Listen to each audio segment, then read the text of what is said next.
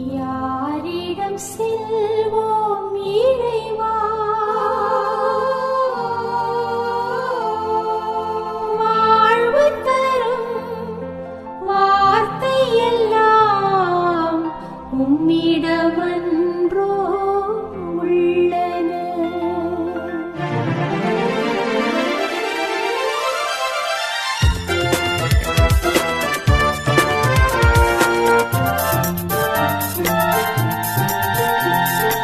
யாரிடம் செல்வோம் இறைவா, வாழ்வு தரும் வார்த்தை எல்லாம் உம்மிடமன்றோ உள்ளன. யாரிடம் செல்வோம் இறைவா, இறைவா, இறைவா, இறைவா, இறைவா. அலைமோதும் உலகினிலே ஆறுதல் நீ தர வேண்டும். அலைமோதும் உலகினிலே ஆறுதல் நீ தர வேண்டும். அண்டி வந்தோம் அடைக்கலம் நீ, அண்டி வந்தோம் அடைக்கலம் நீ. ஆதரித்தே அரவணைப்பாய், ஆதரித்தே அரவணைப்பாய். சங்கீதம் 41:1 சொல்லுகிறது, சிறுமைப்பட்டவன் மேல் சிந்தை உள்ளவன் பாக்கியவான், தீங்கு நாளில் கர்த்தர் அவனை விடுவிப்பார். ஆமென்.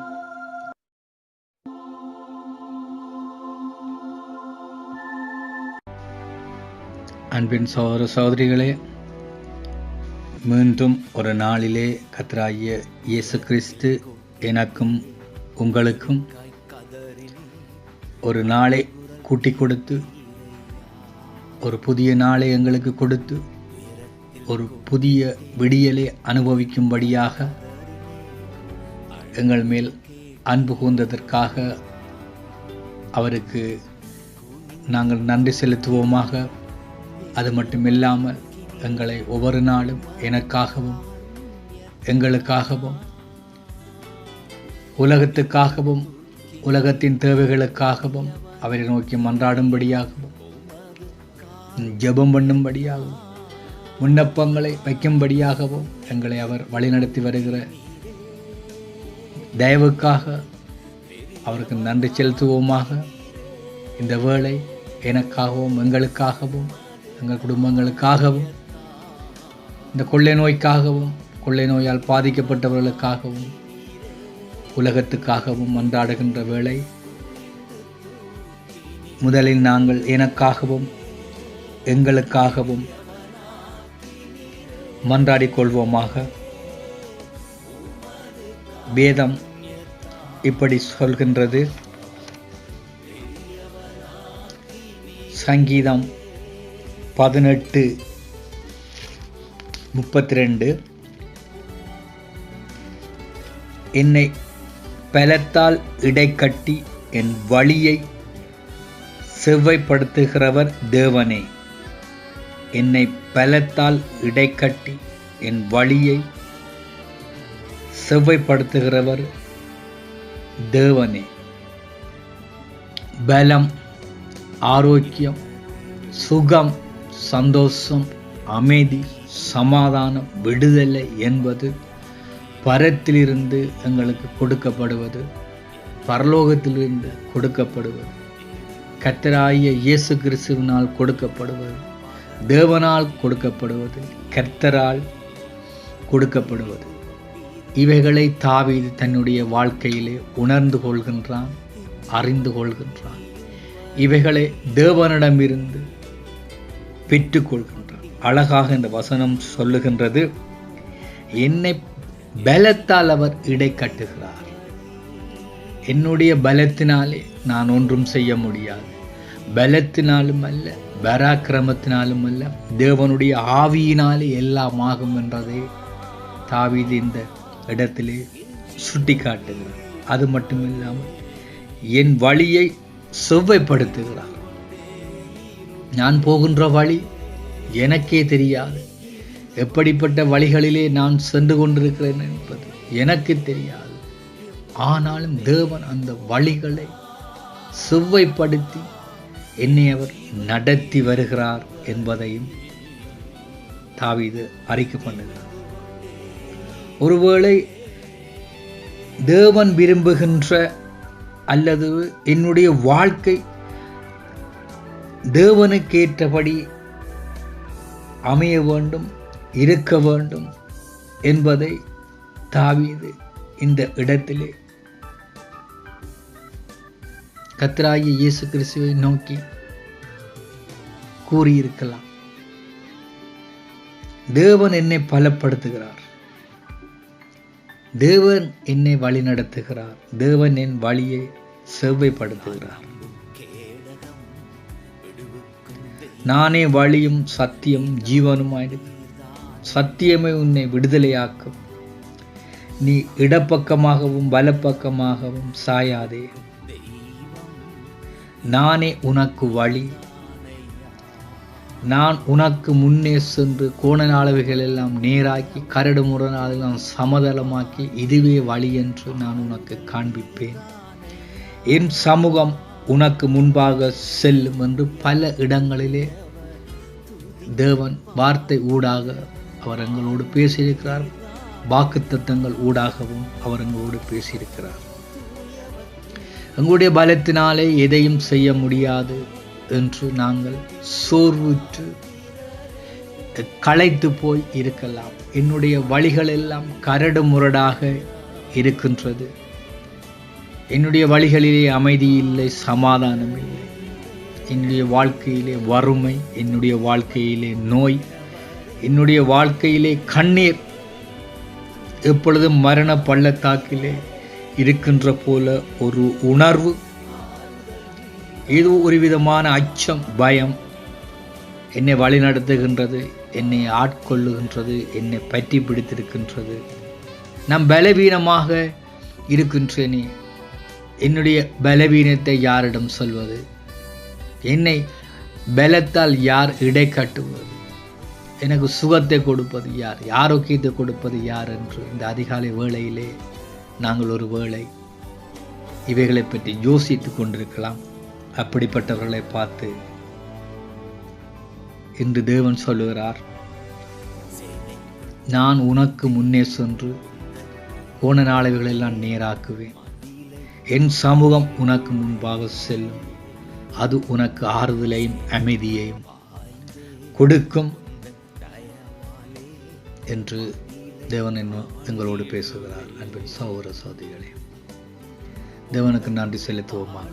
அன்பின் தகப்பனே, பரலோகத்திலிருந்து எனக்காய் இந்த பூமிக்கு வந்து அடிக்கப்பட்டவரே, எனக்காய் நொறுக்கப்பட்டவரே, எனக்காய் மரணத்தை ருசி பார்த்து 3ஆம் நாள் உயிர்த்தெழுந்தவரே, உம்மை நம்புகிறோம், உம்மை விசுவசிக்கின்றோம், உம்மை ஆராதிக்கின்றோம், உம்மை மகிமைப்படுத்துகிறோம்.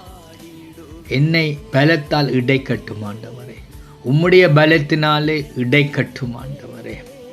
அப்பா, நான் பலவீனப்பட்டிருக்கிறேன் ஆண்டவரே, நோய்வாய்ப்பட்டிருக்கிறேன் ஆண்டவரே. ஆத்மாவிலே சுகம் இல்லை, ஆன்மாவிலே அமைதி இல்லை, சந்தோஷம் இல்லை. எந்த பக்கம் பார்த்தாலும் இருள் நிறைந்த வாழ்க்கை, வெளிச்சத்தை காண முடியாத சூழ்நிலையிலே நான் வாழ்ந்து கொண்டு இருக்கின்றேன் ஆண்டவரே. பாதை தெரியாமல் நான் சென்று கொண்டு இருக்கின்றேன் ஆண்டவரே.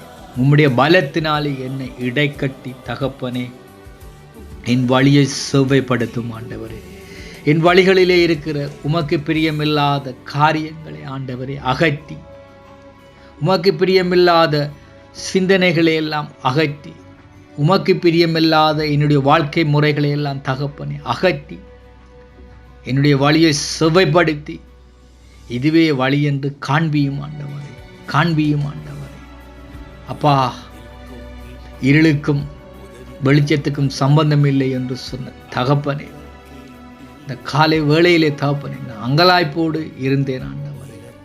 ஆனாலும் என்னுடைய பலவீனத்தை இடை கட்டுகிற தகப்பன் இன்றைய நாளிலே வார்த்தை ஊடாக பேசி உன்னுடைய வழிகளை நான் செவ்வைப்படுத்துவேன். உன்னுடைய வழிகளிலே ஆரோக்கியமும் அமைதியும் சமாதானத்தையும் நீ காண்பாய். நீ என்னை நம்பியிரு. உன்னுடைய பலத்தை நீ நம்பாதே. மற்றவர்கள் உனக்கு கொடுக்கும் பலத்தை நீ நம்பாதே. என்னை பலப்படுத்தும் என்று நீ என்னை நோக்கி கூப்பிடும் வேளையிலே என்னுடைய பலம், என்னுடைய சுகம், என்னுடைய ஆரோக்கியம் உன்னில் வந்து முழுமையாக தங்கும் என்று கர்த்தர் பேசுகிறார். ஆகவே அன்பின் தகப்பனே, இந்த அதிகாலை வேளையிலே சோர்வுற்றிருந்த என்னை நீர் தட்டி எழுப்பி உம்முடைய வார்த்தையினாலே பலப்படுத்தி இந்த நாள் முழுவதும் என்னுடைய வழிகளை செவ்வைப்படுத்த போற தயவுக்காகவும், வழிகளிலே சுகத்தையும் ஆரோக்கியத்தையும் பலத்தையும் தர போற தயவுக்காகவும் ஆண்டவரே உமக்கு நன்றி செலுத்தி அனைத்தையும் உம்முடைய கரங்களுக்கு தந்து ஒப்படைத்து நிற்கின்றோம். எங்கள் ஜீவனுள்ள நல்ல பிதாவே, ஆமேன், ஆமேன். இந்த வேளை நாங்கள் உலகத்துக்காக மன்றாடும் வேளை,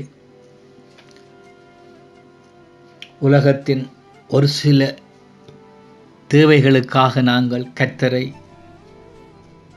நோக்கி விண்ணப்பம் பண்ணுகின்ற வேளை, ஒவ்வொரு நாளும் நாங்கள் ஒரு சில விண்ணப்பங்களை கர்த்தருடைய பாதத்திலே வைத்து கொண்டு இருக்கின்றோம். கர்த்தர் ஒவ்வொரு விண்ணப்பங்களுக்கும் அவர் பதில் கொடுத்து கொண்டு இருக்கிறார். அவர் பதில் கொடுக்க ஆயத்தமாக இருக்கின்றார். அவரிடத்தில் போவர்களை அவர் புறம்பே தள்ளுவதில்லை. தேவனிடத்தில் போவர்களை வெறுங்கையோடு அவர் அனுப்பி விடுவதும் இல்லை. ஆகவே நாங்கள் இன்று 2 விண்ணப்பங்களை தேவனிடத்திலே சமர்ப்பிக்கப் போகின்றோம். முதலாவது விண்ணப்பம், சிறைகளில் இருப்பவர்களுக்காக நாங்கள் மன்றாடுவோமாக. இரண்டாவது விண்ணப்பமாக, காணாமல் போனவர்களுக்காக நாங்கள் மன்றாடுவோமாக. முதலில் சிறைப்பட்டிருப்பவர்களுக்காக நாங்கள் மன்றாடுவோம்.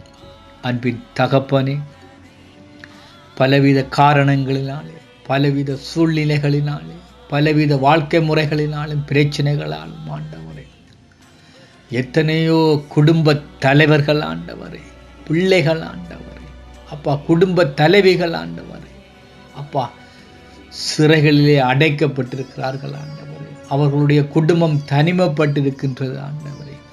அவருடைய குடும்பத்திலே பாதுகாப்பு இல்லை தகப்பனே, அமைதி இல்லை தகப்பனே, சந்தோஷம் இல்லை தகப்பனே. வறுமையில் வாடுகிறார்கள் தகப்பனே, கலக்கத்தில் வாடுகிறார்கள். எப்பொழுது என்னுடைய அம்மா, என்னுடைய அப்பா, என்னுடைய சகோதரன், என்னுடைய பிள்ளை எப்பொழுது மறியலிலிருந்து வீடு திரும்புவார்கள் என்று நித்தமும் கலங்கி கொண்டிருக்கிறார்கள் அப்பா. வேதனைப்பட்டு கொண்டு இருக்கிறார்கள் ஆண்டவரே. அப்பா அவர்கள் மீது இரக்கம் கொள்ளுங்க ஆண்டவரே, தயவு கொள்ளுங்க ஆண்டவரே. அப்பா அவர்கள் மறியல் சாலைகளிலே ஆண்டவரே, அப்பா சிறை சாலைகளிலே ஆண்டவரே சித்திரவதைப்படுத்தப்படுகிறார்கள் ஆண்டவரே, கொடுமைப்படுத்தப்படுகிறார்கள் ஆண்டவரே. அப்பா தனிமைப்படுத்தப்பட்டிருக்கிறார்கள் ஆண்டவரே. அப்பா இவைகளை குறித்து ஆண்டவரே சமுதாயத்திலே தலை குனிந்து ஆண்டவரே வெட்கத்தோடு வாழ்ந்து கொண்டிருக்கிற ஒவ்வொரு குடும்பங்களையும் ஆண்டவரே உம்முடைய கரங்களிலே ஒப்படைக்கிறோம் ஆண்டவரே. என்னுடைய கணவன், என்னுடைய மனைவி, என்னுடைய பிள்ளைகள், பெற்றோர்கள் குற்றம் செய்ததால் ஆண்டவரே சமுதாயத்திலிருந்து என்னுடைய குடும்பம் ஒதுக்கப்பட்டிருக்கிறது ஆண்டவரே. என்னுடைய குடும்பம் வெறுக்கப்பட்டிருக்கின்றது ஆண்டவரே. என்னை யாரும் அன்பு செய்வதில்லை, எங்களை யாரும் விசாரிப்பதில்லை, எங்களோடு யாரும் உறவாடுவதில்லை. எத்தனையோ குடும்பங்கள் கண்ணீரோடு இருக்கின்றது ஆண்டவரே. பசி பட்டினியோடு இருக்கிறார்கள் ஆண்டவரே. தங்களுடைய குடும்பத்தின் தேவைகளை சந்திக்க முடியாத அளவுக்கு ஆண்டவரே இந்த சிறையிருப்பு அவர்களுடைய வாழ்க்கையை ஆண்டவரே மிகவும் துன்பமான வழியிலே அப்பா நடத்தி கொண்டிருக்கிறது தகப்பனே. அப்பா சிறையிருப்புகளை மாற்றுகின்ற தகப்பனே, விடுதலை கொடுக்கின்ற தகப்பனே, அப்பா அந்த உறவுகளை ஆண்டவரே விடுதலை செய்து ஆண்டவரே அவருடைய குற்றங்குறைவுகளை எல்லாம் ஆண்டவரை மன்னித்து அவருடைய கண்ணீருக்கு ஆண்டவரே அப்பா ஒரு சுகம் கிடைக்க ஆண்டவரே, ஒரு முடிவு கிடைக்க உதவி செய்யுங்க ஆண்டவரே. அப்பா குற்றம் இல்லாதவர்கள் சிறைகளிலே அடைக்கப்பட்ட சூழ்நிலைகள், குற்றம் செய்தவர்கள் விடுதலையாக்கப்பட்ட சூழ்நிலைகள் இவைகள் அனைத்தும் ஆண்டவரே ஒவ்வொரு நாடுகளிலும் ஆண்டவரே நடைபெற்றுக் கொண்டு இருக்கின்றது ஆண்டவரே. அரசியல் செல்வாக்குகள் காரணமாக, பண செல்வாக்குகள் காரணமாக குற்றம் இல்லாதவர்கள் சிறைகளிலே அடைக்கப்பட்டு வேதனைப்படுகிறார்கள் ஆண்டவர், துன்பப்படுகிறார்கள் ஆண்டவரே, கண்ணீர் வடிக்கிறார்கள் ஆண்டவர், பழிவாங்கப்படுகிறார்கள் ஆண்டவரே. அவர்கள் மீது இரக்கம் கொண்ட ஆண்டவர் விடுதலை செய்யுமாறு, அவர்களுடைய கண்ணீரை துடைக்குமாறு வேண்டி அப்பா இந்த விண்ணப்பத்தை உடைய கரங்களில் ஒப்படைக்கிறோம் ஆண்டவர். இரண்டாவது விண்ணப்பமாக காணாமல் போனவர்களை உடைய கரத்தில் ஒப்படைக்கிறோம் ஆண்டவரே. அப்பா வீட்டை விட்டு வெளியே போனவர்கள் பலர் ஆண்டவரே காணாமல் போய்விட்டிருக்கிறார்கள் ஆண்டவரே, கடத்தப்பட்டிருக்கிறார்கள் ஆண்டவர், என்ன நடந்தது என்று தெரியாமல் இருக்கின்றார்கள்.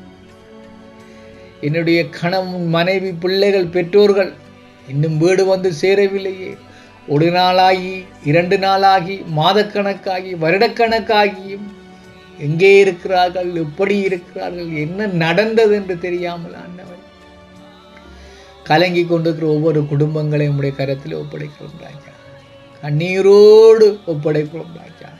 எங்களுடைய பிள்ளைகள் பாடசாலை முடிந்து ஒரு 5 நிமிடம் 10 நிமிடம் பிந்தி வந்தால் நாங்கள் எவ்வளவு வேதனைப்படுகிறோம், எவ்வளவு கஷ்டப்படுகிறோம், எவ்வளவு துடிதுடிக்கிறோம். ஆனாலும் ஆண்டவரே அவர்களுடைய குடும்பம் உறவுகள் ஆண்டவரே காணாமல் போய் வீடு வராமல் அப்பா எவ்வளவோ காலங்கள் ஆகிவிட்டது ஆண்டவரே. அப்பா கண்ணீரோடு இருக்கிறார்கள் ஆண்டவர், வாசலிலே காத்து கொண்டு இருக்கிறார்கள் ஆண்டவரே, மனம் உடைந்து இருக்கிறார்கள் ஆண்டவரே. அப்பா அந்த உறவுகள், காணாமல் போன அந்த உறவுகள் அப்பா மீண்டும் வந்து வீடு சேர, குடும்பத்தோடு இணைந்து கொள்ள அப்பா உதவி செய்யுங்க ராஜா, அவருடைய கண்ணீரை துடையுங்க ராஜா. அப்பா அவர்களுடைய வேதனையும் கலக்கங்களையும் ஆண்டவரே அவர்களிடத்தில் அகற்றுங்க தகப்பனே, ஒரு சுகத்தை கொடுங்க ஐயா தகப்பனே. அப்பா கர்த்தராலே என்னுடைய உறவுகள் வீடு திரும்பி வந்தார்கள் என்று சாட்சி சொல்லும்படியாக ஒரு அற்புதத்தை செய்யுமாறு வேண்டி தகப்பனே கொடுக்கப்பட்ட 2 விண்ணப்பங்களையும் ராஜா உம்முடைய கரங்களிலே தந்து ஒப்படைத்து நிற்கின்றோம் எங்கள் ஜீவனுள்ள நல்ல பிதாவே. ஆமேன், ஆமேன், ஆமேன். இது வார்த்தைக்கான நேரம். நாங்கள் ஒரு சிறிய வார்த்தை பகுதியை கடந்து செல்வோமாக. சங்கீதம் 9 வார்த்தை 18. எளியவன் என்றென்றைக்கும் மறக்கப்படுவதில்லை, சிறுமைப்பட்டவர்களுடைய நம்பிக்கை ஒருபோதும் கெட்டுப்போவதில்லை. எளியவன் என்றென்றைக்கும் மறக்கப்படுவதில்லை, சிறுமைப்பட்டவர்களுடைய நம்பிக்கை ஒருபோதும் கெட்டுப்போவதில்லை. எளியவர்கள் என்றென்றைக்கும் மறக்கப்படுவதில்லை.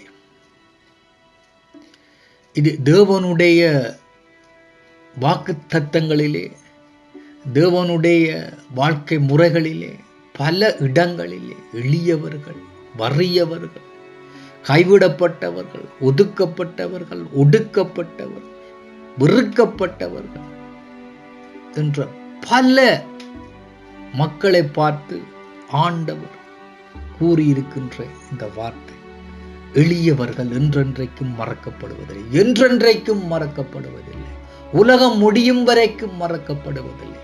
அதற்கு ஒரு கால எல்லையே இல்லை. அவர்கள் என்றென்றைக்கும் தேவனுடைய பார்வையிலே இருப்பார்கள், தேவனுடைய பாதுகாப்பிலே இருப்பார்கள். தேவன் அவர்களை எந்த நேரமும் உற்று நோக்கி கொண்டு இருக்கின்றார். இப்படிப்பட்டவர்கள் என்றென்றைக்கும் மறக்கப்படுவதில்லை. சிறுமைப்பட்டவர்களுடைய நம்பிக்கை, ஆவியில் எளிமை உள்ளவர்கள் பாக்கியவான்கள். சிறுமைப்பட்டவர்களுடைய நம்பிக்கை தேவனையே சார்ந்திருந்து, தேவனே எனக்கு வழி, தேவனை விட்டால் எனக்கு ஒன்றுமில்லை, என்னதான் நடந்தாலும் நான் தேவனை எந்த காரியத்துக்காகவும் விட்டு நான் விலகி போக மாட்டேன் என்று வறுமையிலும் ஏழ்மையிலும் கண்ணீரிலும் தேவனை சார்ந்திருக்கின்ற மக்களை அவர் ஒருபோதும் மறப்பதில்லை. சிறுமைப்பட்டவருடைய நம்பிக்கை ஒருபோதும் கெட்டுப் போவதில்லை. எளியவர்கள், சிறுமைப்பட்டவர்கள் என்றவிடம் நாம் எண்ணுவது அல்லது எங்களுடைய எண்ணத்தில் தோன்றுவது என்னென்றால், அவர்கள் வறியவர்கள், எளியவர்கள், கைவிடப்பட்டவர்கள், ஏழைகள், பணம் இல்லாதவர்கள், பொருளாதாரம் இல்லாதவர்கள், கணவனை இழந்தவர்கள், மனைவியை இழந்தவர்கள், பிள்ளைகளை இழந்தவர்கள், வீடு வாசல்களை இழந்தவர்கள், ஓலைக்கொட்டிலே குடிசைகளிலே வாழ்பவர்கள்தான் எளியவர்கள், வறியவர்கள் என்று நாம் எண்ணுவது. ஆனால் அவைகள் மட்டும் எளியவர்கள், பெருமைப்பட்டவர்கள் அல்ல. எத்தனையோ விதமான காரியங்களிலே, எத்தனையோ விதமான வாழ்க்கை முறைகளிலே மனிதர்களாலும் மேல் அதிகாரிகளாலும் அரசாங்கத்தாலும் இன்னும் பல பல வாழ்க்கை முறைகளினாலும் காரணங்களினாலும் அவர்களுடைய உணர்வு, உரிமை, வாழ்க்கை முறைகளை அபகரித்து அவர்களை வெறுத்து ஒதுக்கி அடிமைகளாக வைக்கப்பட்டவர்கள் அனைவருமே எளியவர்கள், சிறுமைப்பட்டவர்கள் தேவனுடைய பார்வையிலே.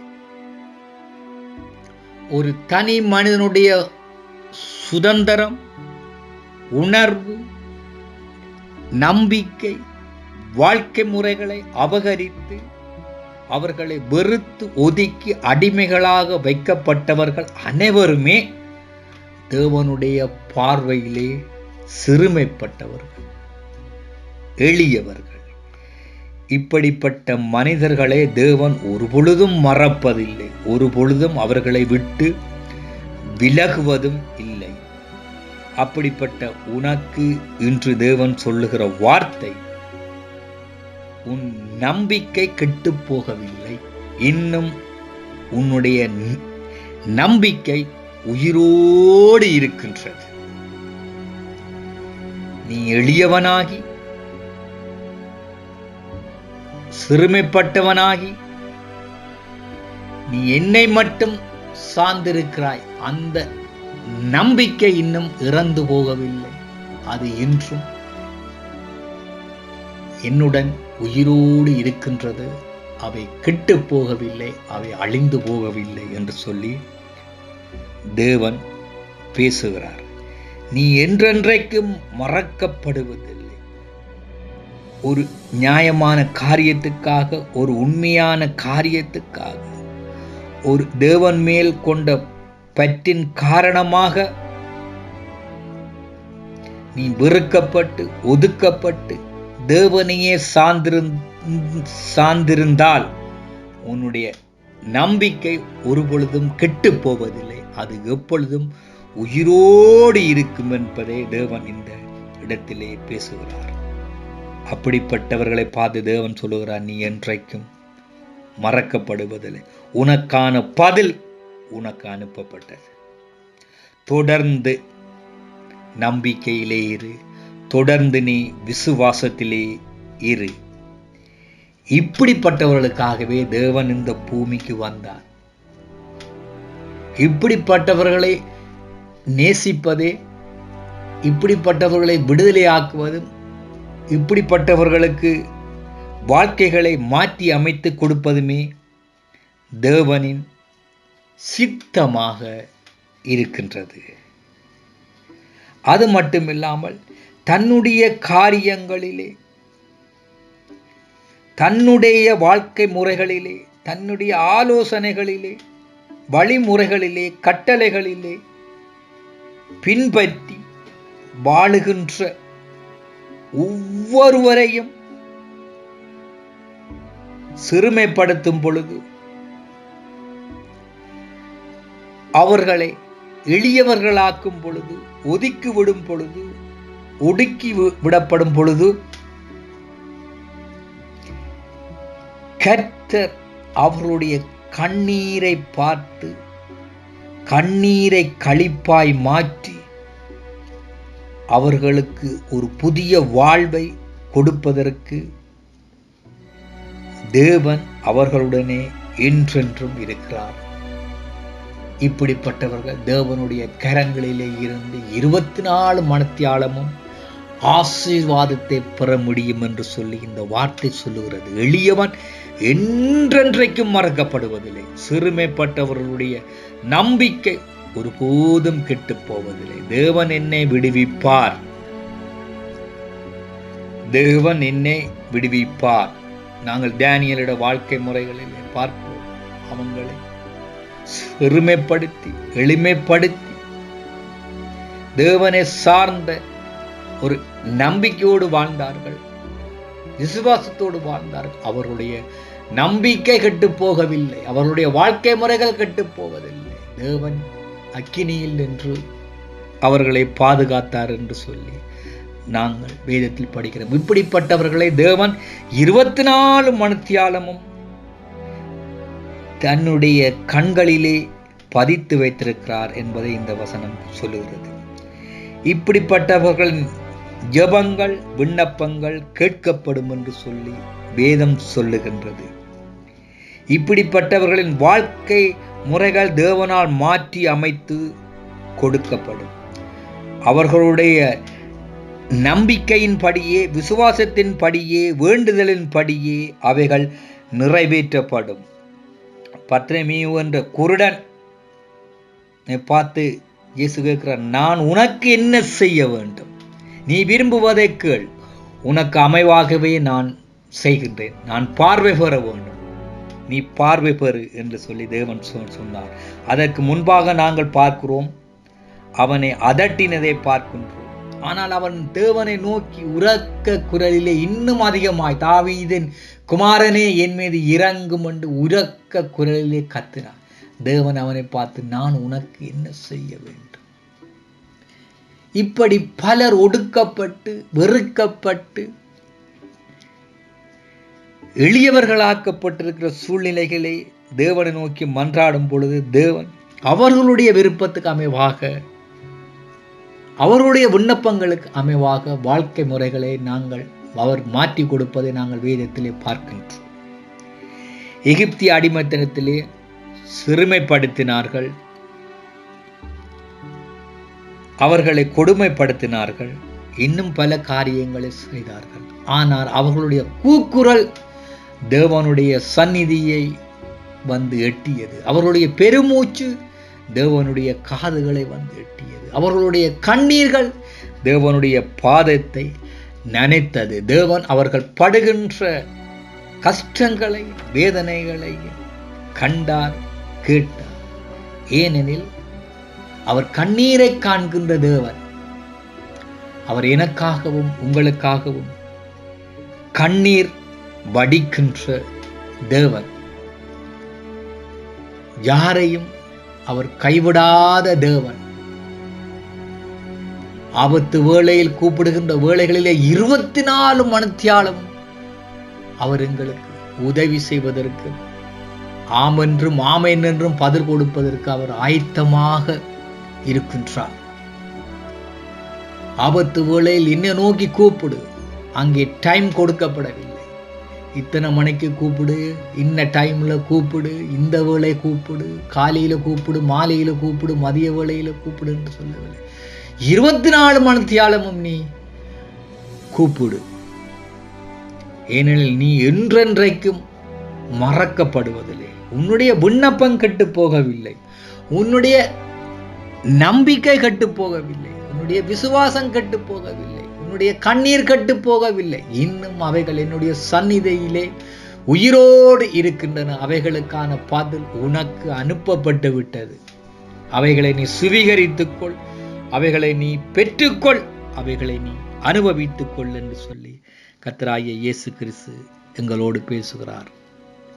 இந்த பாதைகள் ஊடாக கடந்து வந்த அல்லது கடந்து கொண்டிருக்கிற அல்லது இனி கடக்கப் போகின்றோமே என்று அச்சத்தோடு இருக்கின்ற ஒவ்வொருவரையும் தேவன் பார்த்து சொல்லுகிறார், எளியவன் என்றென்றைக்கும் மறக்கப்படுவதில்லை.